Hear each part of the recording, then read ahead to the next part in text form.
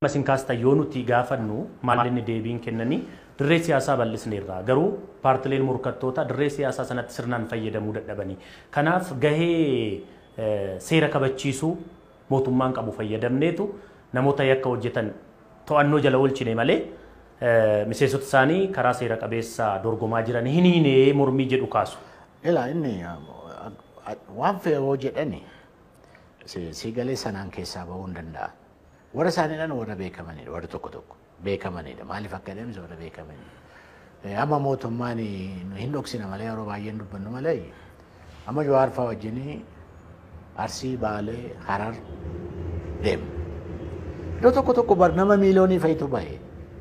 Iddoo tokko si galamma Arsii roobeetti kan bahe, Baalee roobeetti namni bahe, Asaasaatti namni bahe, magaala Dirreedawaatti namni bahe.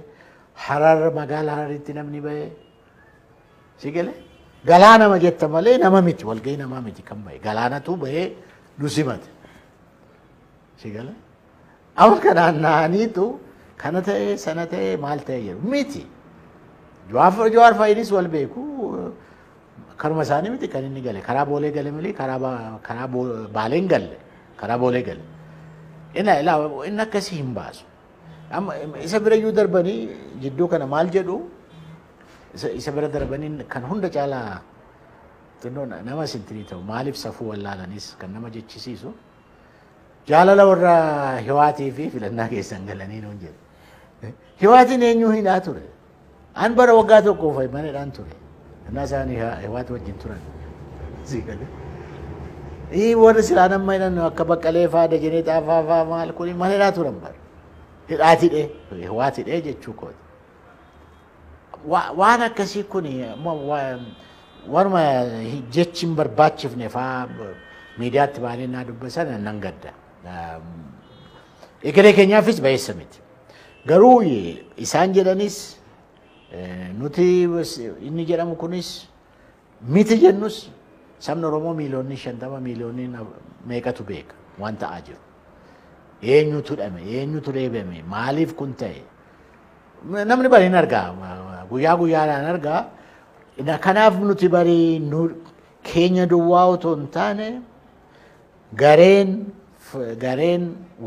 sinirraas, boordii filannoorraas, nurraas sadanuudhaan walitti dhufe irra deemee rakkoo jiru haa hiikuu, haa ilaaluu maaltu ta'aa jira? Maaliif waajjirri cufame? Eessatti cufame? Maaliif namni hidhame? Attamitti hidhame? Isa jedhu sana nuti bari intini taaneerra nu erga nu namanne erga maal hin taane koottaa nuti sadanuu boordii filannoo dabalate sinis dabalate nuti dabalate irra deemneeti ilaalla waan jiru. Sabnis immoo jira. Ila bari qeesiin, sheekiin, abbaa gadaan warri barataa jedhamu warri maal beekaa Oromoo jedhamu dadhabanii taa'an.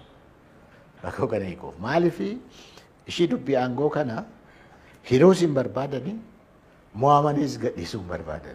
Rakkoon ishumadha. Waan wal sobnu qabu ishumadha. Ani immoo itti meentuudha. Attamitti wajjiniin karaa tokko attamitti wal dandeenye naa gaaddisa Oromoo uumne sana garaadhaan attamitti walitti hojjenna jennee itti yaadnee wal amansiifne Lammaa Magarsaa faayyuu akka inni walqitti qabaa keenya ta'u goonee ture. Rakkoo isaanii keessatti hin beeknu nuti akkatti isaan wajjin jiraatanii sachi jiru hin beeknu garuu nuti kanaaf goone gaaddisa suni qabsoo Oromoo laga ceessannee baay'eetti amanne goodaatti nu jalaa diigamee badee amma akka diinaatti wal ilaalaa jirra. Ammas kanas ta'u sana karaa sana wal sobuudhaanii wal bultii hin dandeenye. Sabni beeka. Maal akka ta'e sabni beeku. Waan eenyu hidhame, maaliif hidhame, maaltu ta'e, reeffa caaluutii qabee, maalii qabee, wanti beekamu bal'aadha. Sabarraa dhoksitee hin dandeessu. Kana keessa intinii ta'urra inni rakkoon hiiku. Kanarraa karaa sana intinii ta'urra maal saba keenyaafis nuyis egeree ijoollee keenyaafis maal wayyasa jedhu otoo taa'amee dubbatame kanaaf waliigaltee biyyaa barbaadna isa wayyaa. Waan ta'uuf waan taane Tigree jaalataniitu filannaa keessaa bahanii amma eenyuun amansiisu akkas jedhanii dabbaluma ofii amansiisan malee nama biraa eenyu nama amansiisu karaa kana.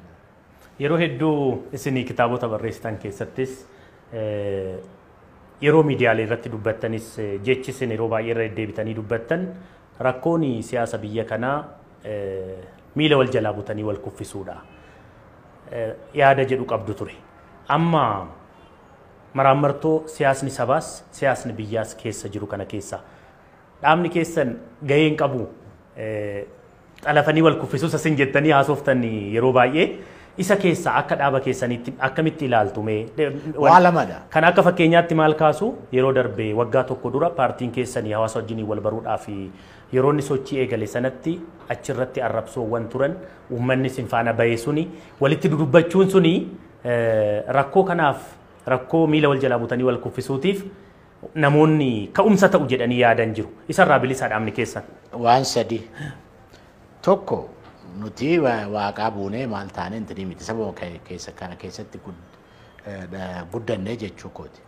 Kanaaf nuti rakkoon jiru akkuma jirutti taa'ee amma dandeenyes fooyyessaa waliigalteenii saba keenya qabsoo saba keenya laga ceesisna innee gaaddisa Oromoo kan nuti uumnee fi mootummaa wajjin warra mootummaa keessa jiru Oromoo keessaa bahee wajjin kanaaf. Oro Amaaraa jennee warra Amaaraa wajjin iyyuu baay'ee yaalaa turre. Dhaabbi keenya fudhatee waggaa 25f dhaabbota biyya kanaa wajjin Ameerikaa deemee eessa deemee maal ta'ee paartii tokko uumee maal godhee yaalaa ture. Har'as immoo ani bakka bu'aa kongireesii bichaa otoo hin taane madirakii jedhanii paartileen 4-5 keessa jiranii iddoo hin bal'ifne iyyuu gara 10tti jennee paartii Sumaalee fa'aa ONLF fa'aa paartii Agaw fa'aa warra akkasii iyyuu Affaar fa'aa maal fa'aa walitti fidnee hojjechaa turre. Yaallaa jechuudha. Kophaa keenya iyyuu bira dabarree jechuudha. Nutis waaqaa buunee maal ta'ee miti. Rakkoon jira yakkoo kana teenye eenyu maal tolchee eenyu maal balleessee teenyee walitti himne rakkoo kana hin hiikne jennee kanaaf gaaddisa Oromoo uumne. Gaaddisa Oromoo nuti hin diigne.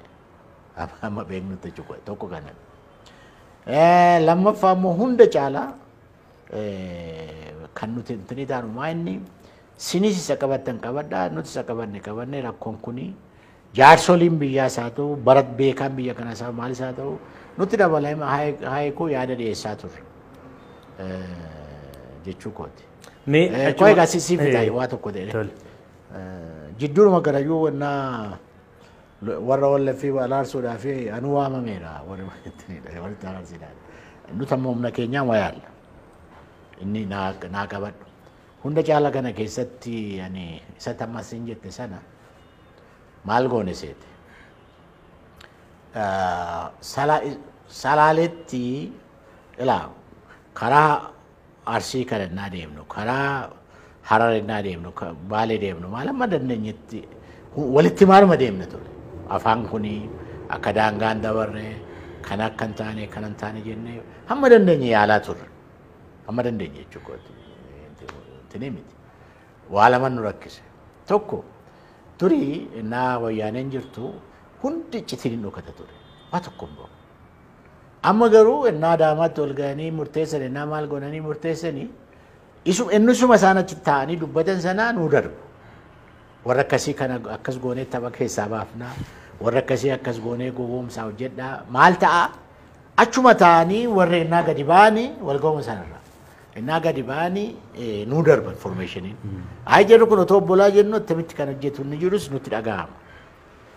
Sii galee hunda caala inni isin amma walitti dubbiin jiran kan naan jette Salaaletti wal ga'ii waamnu. Salaaletti innaa wal ga'ii waamnu naa ijoollee achi argineetu gaaf tokko fuuldura akka carraa nama Oppidoo keessa guddaa jedhamu tokko argeeni yaa gurbaadhana biyya Jeneraal Taaddasee Birruutti firooman balleessiin hidhatti meera na yaadan. Yaa gurbaadhana biyya Jeneraal Taaddasee Birruutti firooman balleessiin hin jedheen. Gaaf tokko moo akkas fuuldura. Amma barii naa bilbilu maali? Achi goodaanu dhoowwatan. Maal jedharree? Addaraasha wayii nuu kennanii goodaan hin ta'u jedhanii jedhan. Isuma iyyuu fudhadhaan jedheen. deebi'anii bilbilan. Maali? Adaraasha isa nuti gallu sana dhaqanii balbala isaa gibbii isaa balbala isaa gubbaatti tiraakkiidhaanii biyyoo fe'anii irratti guutaa jiru. Maali akkas gootu walgahii har'aa sitti qabnan jettaniini hayi nuti misoomarra jira jedhaniiru. Misoomarra goodaan roowwatan adaraasha roowwatan ammas deebi'anii naa bilbilu. Maayin gurmeessaan faayadaman maal godhan? Hayi seeraala dubbachaa jirtu maal ta'aa jirtu jala hidhamanii. Egaa kun egaa kan amma naa sulultaa geenyudha. Deebi'aan irratti fakkaate dubbiinsaa ammas deemuu danda'u. Hayi isinis hidhamtanii intini taatan yaa dhufnes salaalee ilaallee intini taatan iddoo isaa gaa iddoo lamatti waamne gabra gurraachaa fi wanti ficheedha. Dhaqne. Inni achi dhuguu dhuguman. Waajjira keessanii saaqadhaa deemaa kana biraa gochuu hin dandeessanii jedhan. Warra farda nufe jedhamu nu intini ta'uu bitamanii ari'atamanii jedhan. Bajaajiin bitanii maal godhaniitu ari'atanii jedhan. Isheen naannoti dhaqnee waajjira isaa godhaa jennu xinnaate dargaggoon salaalee dacha'ee dhufe. Karaan wayii gochariif gondar iyyuu cufameera dacha'ee dhufe. Walgahii iddoo kaanitti goone iyyuu kan ho'aa ture isadha. Amma maalan godhe nama sanatti otoon kana himuu erga akkas nu godhan ijoolleen kun nagaan qabdu jedheeni seenaa wayii dubbadhe anumatu dubbate. Ijoollee waggaa 10 meeqa fuuldura yeroo Mallasi kunoo asitti walgahii goone turre. Innaa walgahii sana gubbaatti nan yaadadha. Ijoolleen salaalee gadi baatee masaafa koo gubbaa jira. Gadi baatee Mararaa galchaa Mallas Zeenaawii diqaalaa nurratti galcheettee sirbite. Salaalee amma qeerroon salaalee amma nu wajjin jiru beekaa. Kunoo shuma Mallas nuu kennayyuu goodaa amma immoo nu dhoowwatanii. Garuu kun seenaadha. Jabaadhaan jedheen. Amma Jawaar kanan Jawaar dhagee ishuma atattamaan fudhateetu ijoollee dargaggoo salaalee barana qeerroo salaalee barana dorgommiin ijoollee jeneraal Taaddasee Birruu fi ijoollee Mallas jidduudha. Otoo namni sun kana godhuu baate kanan goonu nuti. Anis kanan jedhu Jawaaris na bira darbee sanan jedhu. Kana rakkan. Si kana rakkicha. Ka'umsi isaa isadha. Isa godhan hin beekan hin raanfatu si galee raanfataniitu dhagaan taane darbataniitu innaa dhagaan hin taane immoo deebi'ee darbatame deebi'anii gara bahuutti deemu. Nama hin beekutti nama salaalee nama aangoo guddaa qabu jala mureen biyya jeneraal Taaddasee Birruutti gurbaan afruma nu jalaan balleessinii achi dhaqna boru jedheen dhoksee miti itti maandee. Kanata kana fidee jechuudha. Dabballee isaanis bara eeggachuutu irra jira. Mootummaan dabballee isaanii jedhanii bobbaasanii waan taane hojjetanii waan taane immoo nama dubbachiisuun bayeessa miti. Isaanitti simeeraa jechuudha.